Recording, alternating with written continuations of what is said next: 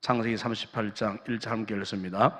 그 후에 유다가 자기 형제로부터 떠나 내려가서 아둘람 사람 히라와 가까이 하니라. 그리고 창세기 39장 1절에서 6절까지 우리 교독을 하겠습니다. 요셉이 이끌려 애굽에 내려가매 바로의 신하 춘리 대장 애굽 사람 보디발이 그를 거리로 데려간 이스마엘 사람의 손에서 요셉을 사니라.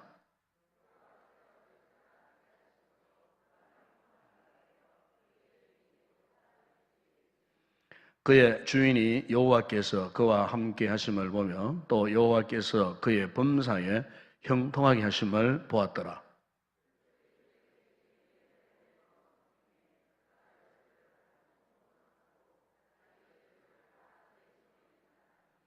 그가 요셉에게 자기의 집과 그의 모든 소유물을 교환하게 한 때부터 여호와께서 요셉을 위하여 그 애굽 사람의 집에 복을 내리심으로 여호와의 복이 그의 집과 밭에 있는 모든 소유에 미친지라. 주인이 그의 소유를 다 요셉의 손에 위탁하고 자기가 먹는 음식 외에는 간섭하지 아니하였더라. 요셉은 용모가 빼어나고 아름다웠더라. 아멘. 우리가 이 창세기를 보게 되면은 네 가지 이 중요한 사건과 함께 그리고 네 명의 이 중요한 인물이 등장하는 것을 보게 됩니다. 이 네 가지 이 사건은 바로 창조, 그리고 타락, 그리고 홍수 사건, 그리고 바벨탑 사건. 이 창세기에 나타나는 아주 중요한 이 사건을 말한다면은 바로 이 네 가지 사건을 말할 수가 있습니다. 그리고 네 명의 이 중요한 인물이라고 한다면은 바로 아브라함, 그리고 이삭, 야곱, 그리고 요셉입니다. 우리가 지금 금요 기도회 때마다 이 요셉의 이 삶의 행적을 지금 우리가 이 묵상을 하는데, 그런데 우리가 창세기에 보게 되면은 요셉의 이 관한 이야기가 어디부터 어디까지 있느냐 하면은 창세기 37장부터 그리고 창세기 마지막 50장까지 이 요셉의 이야기가 계속 나오는 것을 볼 수가 있습니다.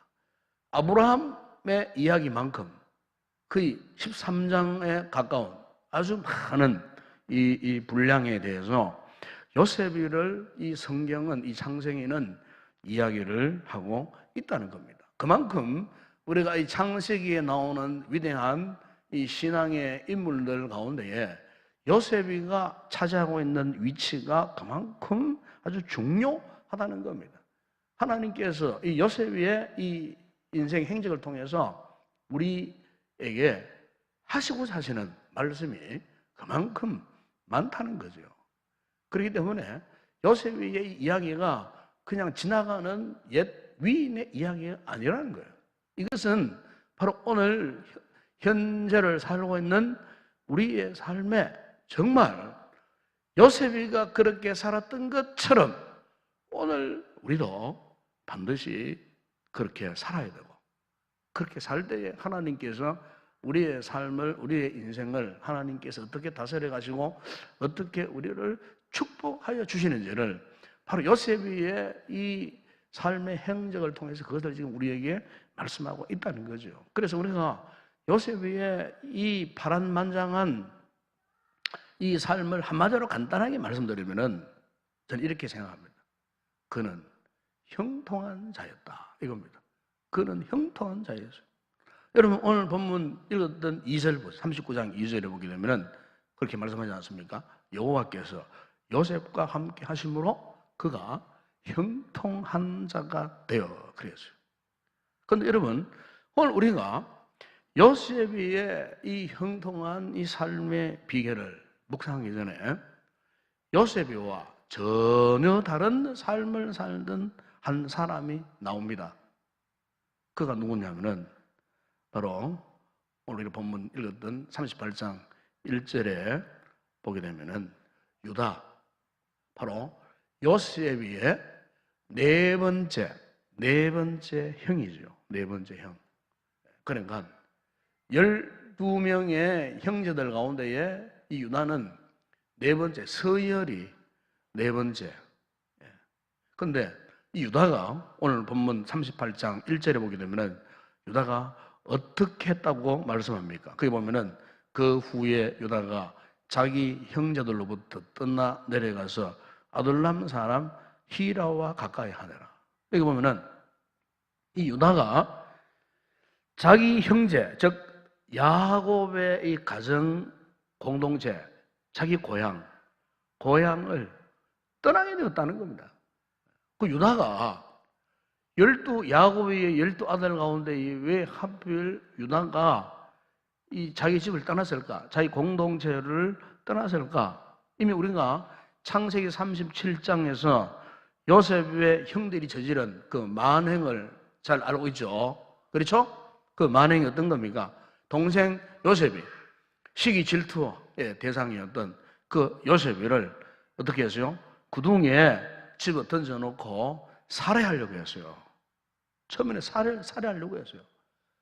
그러니까 그 요셉이가 죽을 수밖에 없는 그 급박한 상황, 이 상황 속에서 도련이 누가 나타나냐면은 유다가 등장을 합니다. 유다가 바로 오늘 네 번째 형이 유다가 등장을 하는데 그 창세기 37장 26절 27절에 보게 되면은 동생 요셉이가 무자비한 형들에게 그냥 죽음을 맞이할 그 직전에 유다가 자기 형제들에게 이렇게 이야기합니다.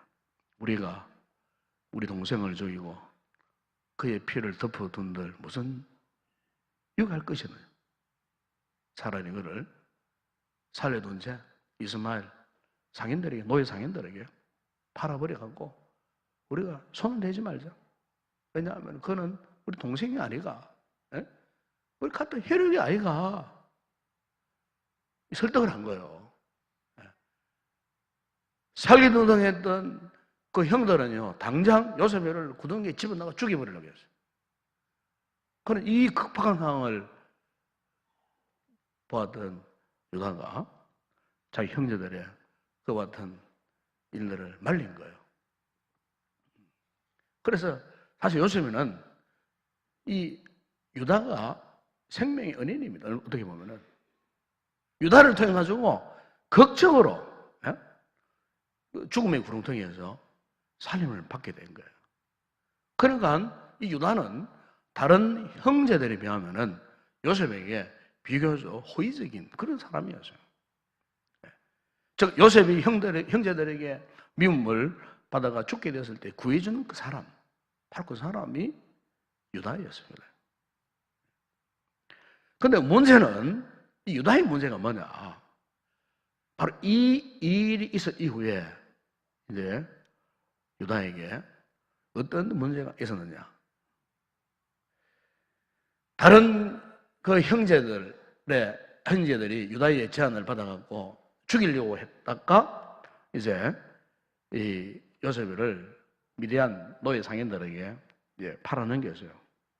근데 문제는 그때부터 가장 중요한 문제는 뭐냐? 그의 아버지 야곱의 반응이었어요. 야곱이가 형들이 거짓말을 했죠. 죽은 짐승을 갖고 와가지고 피를 묻힌 채 맹수에게 물려 죽었다고 거짓말을 한 거예요. 그 아버지 앞에 가짜 시신을 만들어 놓고 그 앞에 내놓으니까 창세기 37장 34절이야 35절에 보게 되면 야곱이가 그 아버지가요 자기 옷을 막 찢고 굵은 배로 허리를 묶고 오랜 시간 동안 그 아들을 위해서 한마디로 대성통곡하는 거예요. 모든 자녀가 막 만류했어요. 위로했어요.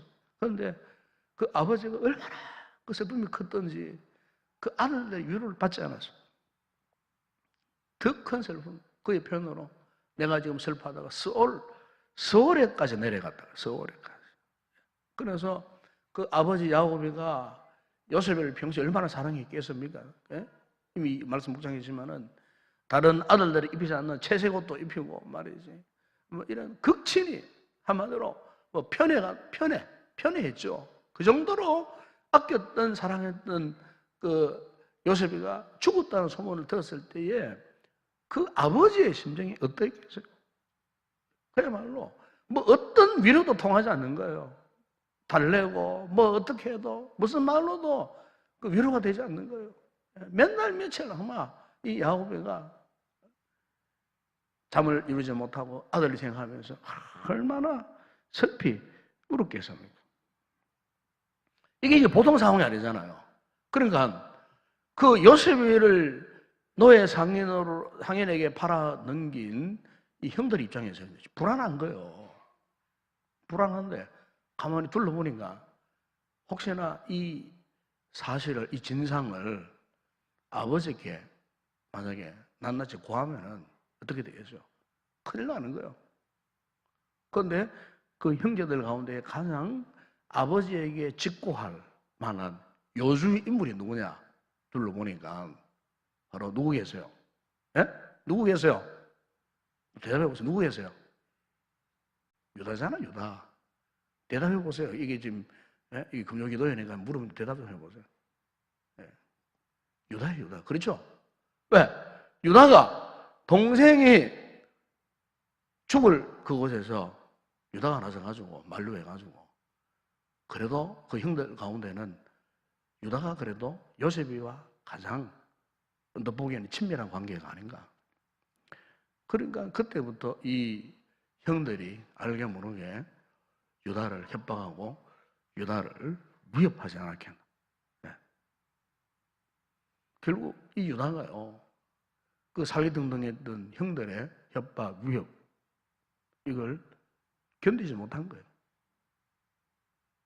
그래서 다른 생각을 한 거예요. 내가 우리 집을 떠나 따로 살아야 되겠다. 그래서 정든 고향, 자신의 가정 공동체, 그것을 떠나게 되었다는 거예요. 떠났는데 어디로 갔다고 말합니까? 아둘람 사람 히라에, 히라가 살고 있는 그곳으로 떠나버려요. 다시 말하면 이방인 세계예요.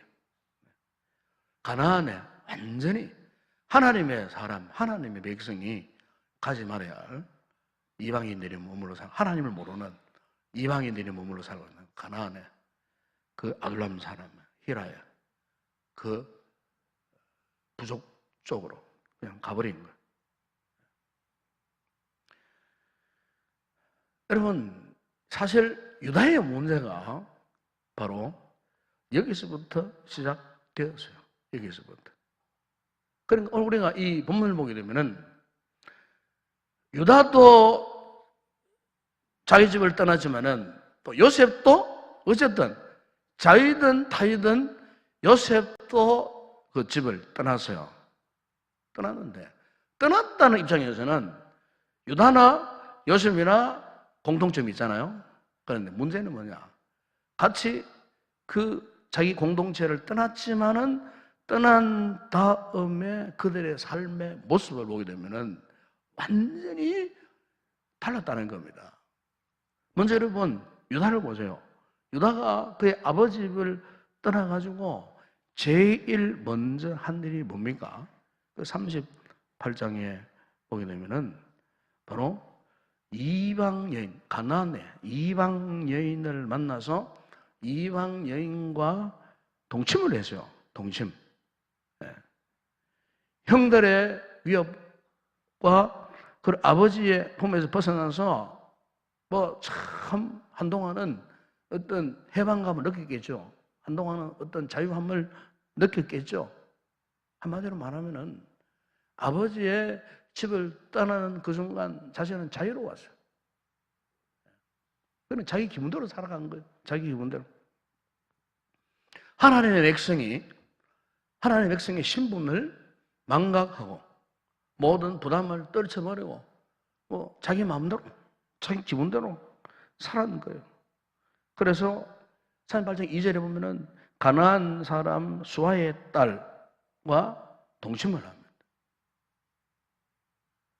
하나님을 전혀 모르는 여인, 우상만 섬겼던 그 여인과 동침을 해갖고 아들 셋을 낳습니다. 아들 셋.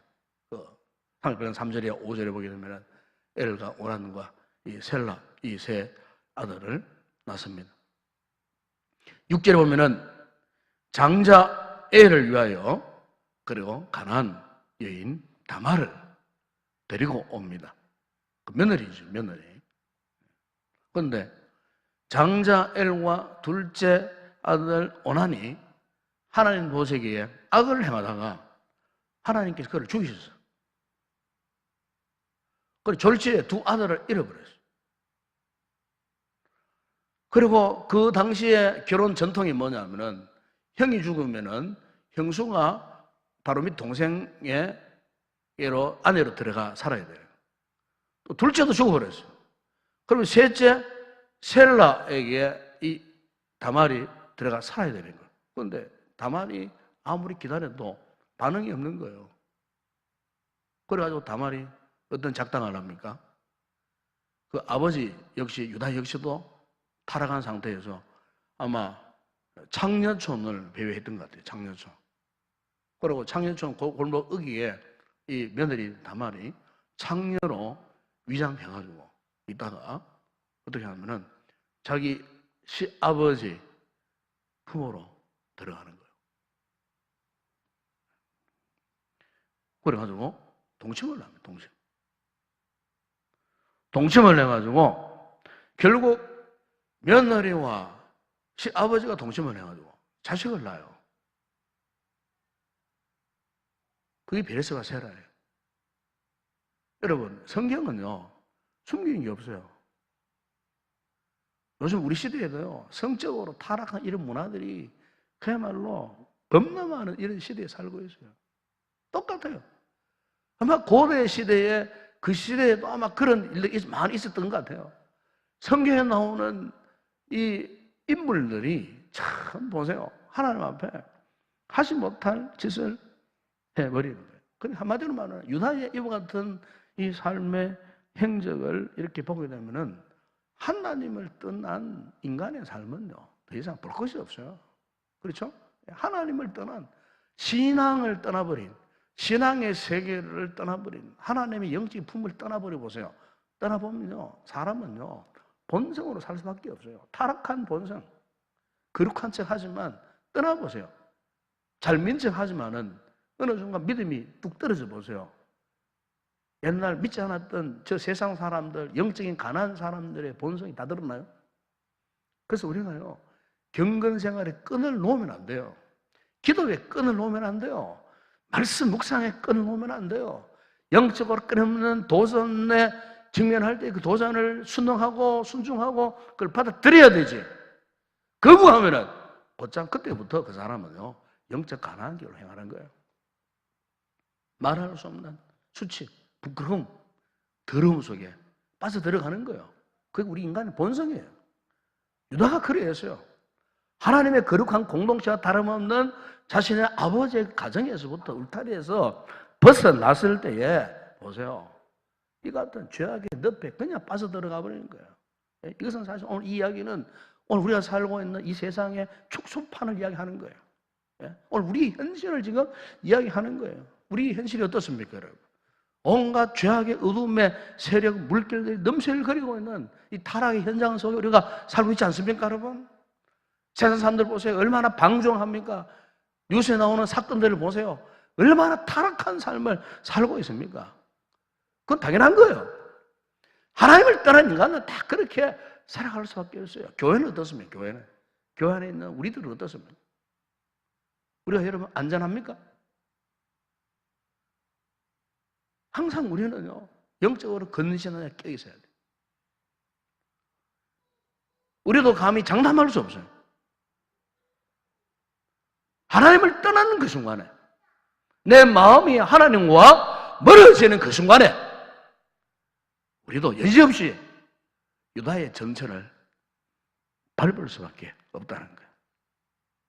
이게 그 아버지의 가정 공동체를 떠나고 유다의 모습이에요. 우리는 절대 이걸 떠나면 안 돼요. 믿으십니까? 신앙의 울타리 벗어나면 안 돼요. 그렇게 되어버리는 거예요, 우리도.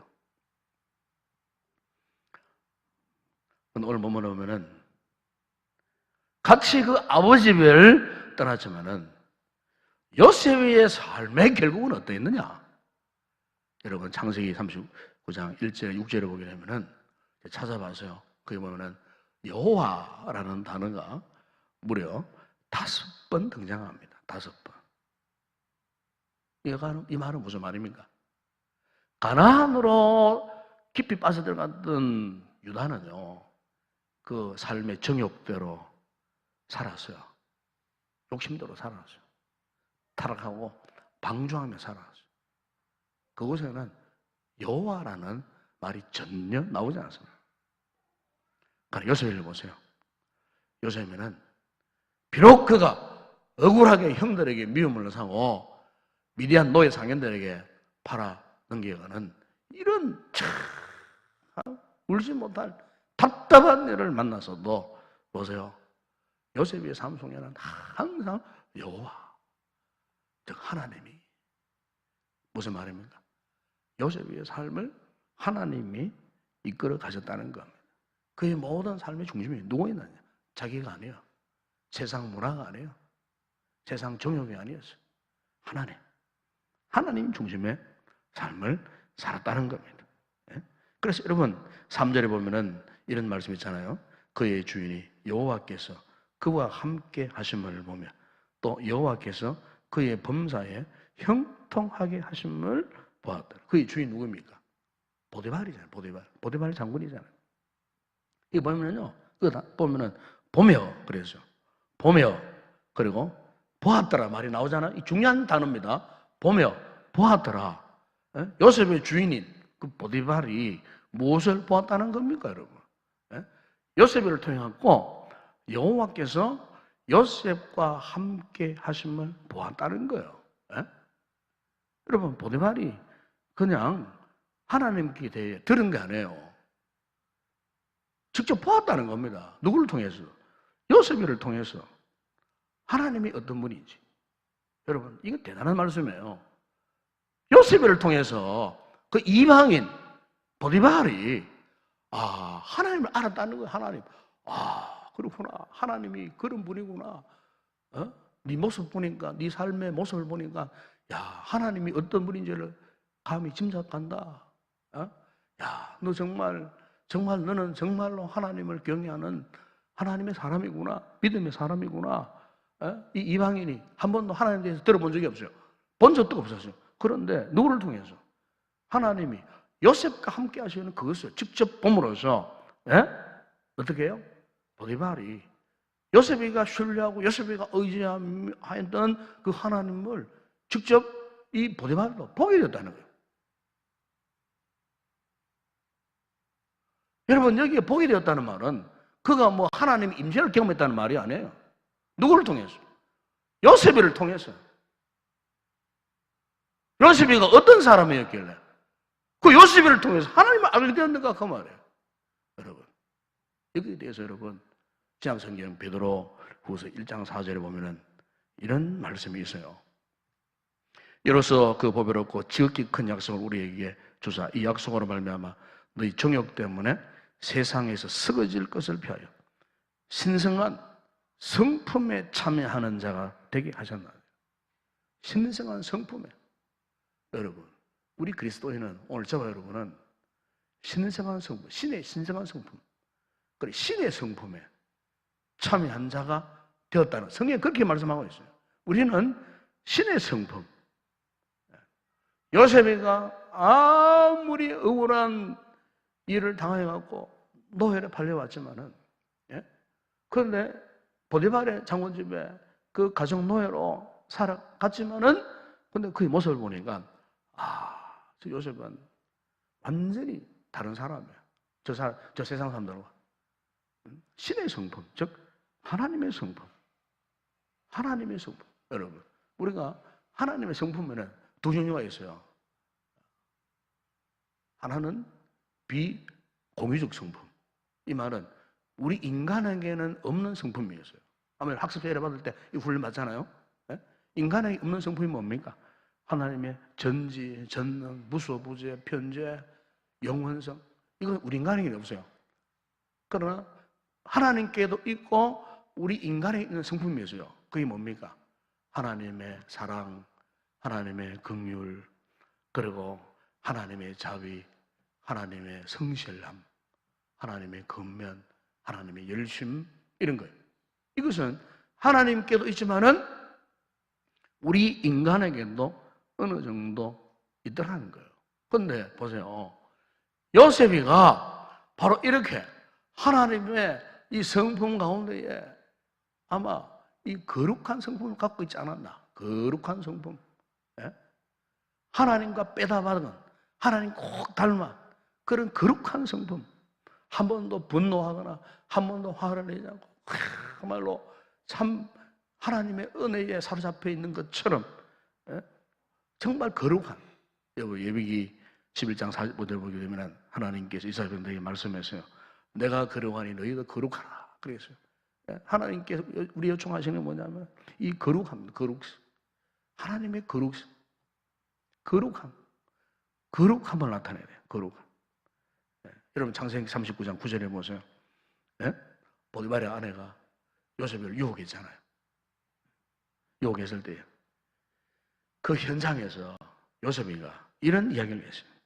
이 집에는 나보다 더 큰 네가 없으며 주인이 아무것도 내게 금하지 않았어도 금한 것은 딱 하나 있다. 당신뿐이다. 당신은 그의 아내임이라. 그러니 내가 어찌 이 큰 악을 행하여 하나님께 죄를 지으리까. 여기서 우리는 요셉이가 얼마나 그가 이 거룩한 이 삶을 살았나 그걸 알 수가 있어요. 요셉의 형들은요 거룩하지를 못했어요. 네. 보세요. 한 집안에 살아서도 삶은 그렇잖아요. 다른 형제의 영향을 받을 수 있습니다. 그렇죠? 형제들은 나쁜 습관이, 나쁜 생각이, 나쁜 말이나 뭐 욕하면 욕도 배울 수 있고, 그죠?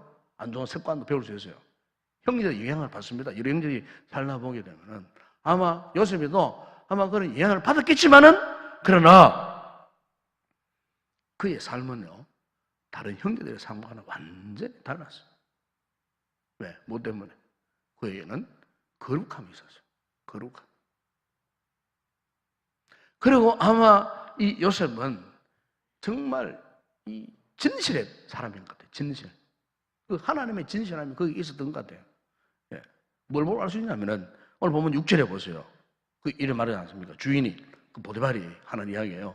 그의 소유를 다 요셉의 손에 위탁하고 자기가 먹는 음식 외에는 간섭하지 않았더라. 예. 주인의 그 모든 소유를 어떻게 누구예요? 요셉에게 다 위탁했어요. 그러니까 보세요. 요셉이가 얼마나 진실했으면은, 예? 그 주인이 인정한 거예요. 여러분, 노예가 도둑일 수도 있어요. 어떻게 믿겠어요? 그 이방인, 다른 나라에서 사온 노예에게 어떻게 자기의 소유, 자기 재물, 뭐 돈, 그 당시에 돈은 뭐 금은 보관이겠어요. 이런 거 어떻게 다 맡기겠어요? 뭐 삥땅 하든지 뭐 배 돌리든지 뭐 하지 않겠어요? 그런데 이 주인이 보디발이 요셉이가 얼마나 정직하고 진실했으면 그냥 100% 믿은 거예요. 그의 모든 소유를 그의 손에 다 맡겨버린 거예요. 그의 곡간까지도 다 맡겨버린 거예요. 뿐만 아니에요. 요셉에는 정말 종이였지만은, 노예였지만은 아주 건면하지 않았다. 열심으로 그 보디발의 가정을 잘 섬기지 않았다. 39장 4절에 보면 이렇게 말합니다. 요셉이 그의 주인에게 은혜를 입어 섬김에 그가 요셉을 무엇으로 삼았다고요? 가정총무로 삼았어요. 가정총무. 예? 그리고 자기의 소유를 다 그의 손에 위탁했어요. 성실하고 건면하니까 인정한 거예요. 인정. 여러분 우리나라에 유명한 인물이 한 분이 있는데 연세대학교 초대 총장을 지냈던 이 백낙준 박사님이 계셨어요. 백낙준. 연세대학교 전이 전문학교 연희대 연세대학 올라오거든요. 언더우드 선교사가 세운 학교가 오늘 연세대학교, 시초입니다. 연세대학교. 크리스찬 스쿨이에요. 처음에는. 그런데 연세대학교가 되었을 때 연세대학교 최대 총장을 이 백낙준 박사가 초대 총장이에요. 연세대학교 가보면요, 가시면 알겠지만은 그 독수리 타워 그 뒤에 가면은 이제 그 학생 도서관이 있어요. 그 앞에 백낙준 박사 동상이 있습니다. 좌상이 딱 있어요. 유명한 인물이에요. 그런데 이 백낙준 박사가 어린 소년 시절 때 참 가난했어요. 정말 그 집안이 옛날에 다 가난했잖아요. 그런데 선교사님 가정에서 이제 일을 하며 살았어요. 외국의 선교사님 가정에서 가정 일을 돕고 이렇게 하면서 그런 일을 돕고 한 번은 이제 선교사님이 외출을 하면서 어린 백낙준 소년에게 심부름 시킨 거예요. 저기 장작을 좀 패라. 그때는 불을 때가 군부를 피하서니까 장작을 좀 패거라. 내가 패거라. 그렇게 이야기해놓고 이제 외출을 하고 밤늦게 돌아왔어. 밤늦게 돌아왔는데도 밤늦게까지 이 백낙준 어린 소년이 그때까지도 장작을 패고 있더랍니다. 장작을. 그래 하루 종일 장작을 팼다는 거죠. 그래서 선교사님이 얘야 네 이만큼 했으면 이제 그만하고 쉬어도 되냐. 왜 이렇게 늦게까지 이렇게 하느냐고. 그렇게 하니까 그 백낙준 그 어린 소년이 선교사님에게 이런 말을 하더랍니다. 나무를 펴라는 말씀만 들었지 그만두라는 말씀을 듣지 못했기 때문에 제가 이렇게 나무를 펴고 있다. 이 선교사가요, 이 어린 소년의 마음에 엄청난 감동을 받는 거예요.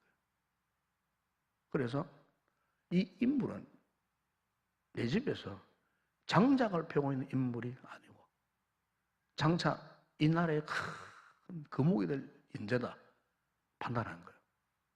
그리고 선교사님이 미국 유학을 보냈어요. 여러분 그 당시에 미국 유학은 이것은 상상도 못한 일이잖아요. 그래가지고 그 선교사님이 먹이고 입히고 학비 다 되고 미국의 유수한 대학 공부를 하고 그래서 훌륭한 인물을 만들었어요. 그리고 그분이 한국에서 우리나라로 귀국한 거예요. 훌륭한 일을 한 거예요. 우리나라 최고의 지성인이라고 한다면은 바로 백낙준 박사를 이야기를 합니다. 교육부 장관까지도 하고 교육계의 교육가로서 일평생도록 또 신앙의 인물로서 일평생 우리나라의 교육을 위해서 헌신했던 인물이 바로 백낙준 박사입니다. 그 근면, 열심성 이걸 인정받는 거예요. 산 여러분, 오늘 우리가 믿음 생활에서 뭐 여러 가지 복잡한 거 생각할 필요 없어요. 이 밤에 저는 딱 몇 가지만 정리해 드립니다. 첫 번째 하나는 그 어떤 상황, 어떤 절망의 상황을 만나도 하나님을 떠나면 안 돼요. 혹 여러분 마음에서라도 하나님과의 거리가 멀어지면 안 돼요. 사람은 누구나 다 문제 다 있어요. 그 문제 때문에 하나님 떠나보세요. 그때부터는 내리막기예요. 하나님을 떠난 인생 절대로 형통할 수 없어요. 오히려 문제가 있으면은 내 마음에 고민이 있으면은 갈등이 있으면은 탁 하나님 붙들어야지. 또 반대로 지금 내 삶이 너무 평안해. 아무런 문제 없어. 잘 먹고 잘 살고 아무런 문제 없어. 이것도 위기입니다. 여러분 그 절대 그 복이라고 생각하지 마세요. 절대 그걸 복이라고 생각하면 안 돼요. 큰 오해요 그거. 왜? 잘못하면 타락하기 쉬워요. 아무런 문제 없으면 그렇게 될 수밖에 없는 거예요. 절대로 복이 아닙니다. 어쨌든 우리가 평안하든 불안하든 문제가 있든 없든 우리는 절대로 하나님의 품을 떠나면 안 된다는 거예요. 그리고 어떤 상황 가운데서도 하나님의 성품을 품고 살아가야 돼요. 거룩성 유지해야 되고요. 무엇보다 진실하세요. 진실하세요. 정직한 삶을 살아야 돼요. 그리고 열심으로 살아야 돼요. 열심으로 믿어야 돼요. 근면성실해야 돼요. 왜? 하나님도 그런 분이기 때문에. 바로 요셉이가 이런 인물에게 보세요. 주의 손이 항상 그와 함께 했어요. 그가 그냥 형통한 삶을 산 거 아니에요. 이런 자세로 살았기 때문에 그가 그의 삶을 하나님이 형통하게 하셨는 줄로 믿습니다. 역대상 29장 12절에 보니까 그 이런 말씀이 있습니다. 부와 귀가 주께로 말미암고 또 주는 만물의 주제가 돼서 손에 권세와 능력이 있사오니 모든 사람을 크게 하심과. 보세요. 누가 크게 한다고요? 하나님이 그 권세와 능력의 손으로, 그리고 부와 귀, 부귀를 주장하시는 하나님께서 우리를 축복하시면요, 우리를 크게 하신다 그 말이에요. 또 우리를 강하게 하신다 그 말이에요. 주의 손에 있다고 그렇게 고백하고 있어요. 주의 손에 있어요. 모든 게 다 주의 손에 있어요. 여호와를 의지하고 여호와를 의뢰하는 사람이 복을 받을 것이야. 예레미야 11장 7절에는 그렇게 말씀하고 있어요. 그런 사람은 마치 강변에 뿌리를 내리고 심어져 있는 나무처럼 어떤 더위가 와도 어떤 가뭄은 애가 와도 두려워하지 아니하고 오히려 시절을 쫓아서 과실을 맺게 한다. 무슨 말입니까?